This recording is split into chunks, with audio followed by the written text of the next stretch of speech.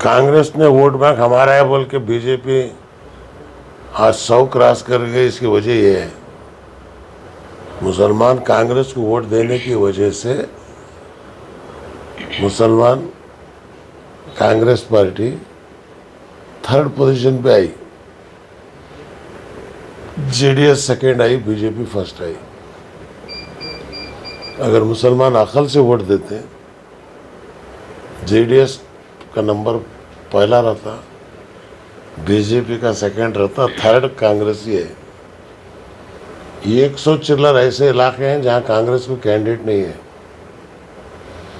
लेकिन ये लोग जो है बाहर जोर शोर दिखा रहे हैं कि हमको बहुत टिकट मांग रहे हैं, बहुत रश है, फला है फला है फला है। दानिश्वरा की मीटिंग हुई कांग्रेस से हट के, उस वक्त मैंने कहा था उन मीटिंग में, मैं वाहिद आदमी था, कांग्रेस को वोट दो, ये फतवा मत दो आप, बीजेपी को जो हरा रहा है उसको वोट दो, ये फतवा दो। इससे जो है मसला बिल्कुल बीजेपी कभी इख्तिदार में नहीं आती। उस वक्त लोग माने नहीं, आज वो लोग पछता रहे। अब हासन मिसाल के तौर पे, जहाँ मुसलमान कांग्रेस को वोट दिए, बीजेपी आई वहाँ। कांग्रेस को मुसलमान देने के बावजूद भी 3rd नंबर पे आई कांग्रेस।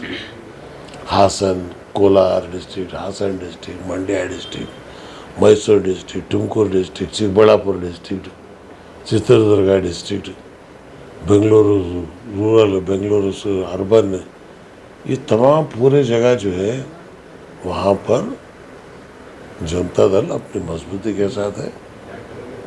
मुस्लिम और वकलेगा अगर मिल गए तो 70 सीटें वही आते हैं। 2 बार मैं जनता दल का सदर बना, मेराजुद्दीन पाटिल 1 बार बने। कांग्रेस कभी किसी मुसलमान को सदर नहीं बनी। कांग्रेस को हमारे वोटों से मोहब्बत है, लेकिन हमारा हक जो देना है वो देने में कभी आगे नहीं बढ़ी। कांग्रेस मुसलमान की कभी आवाज़ उठाई नहीं।